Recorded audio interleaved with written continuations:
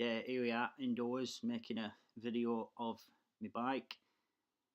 The recording here in full 1080p.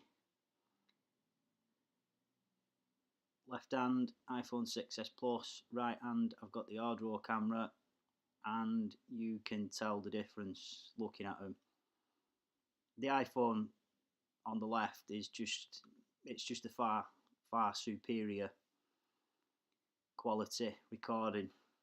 The optical image stabilization is far superior on the iPhone.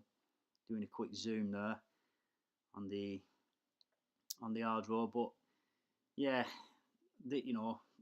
one in one and one in the other, side by side, same lighting conditions, recording at the same time, and the iPhone is just far superior.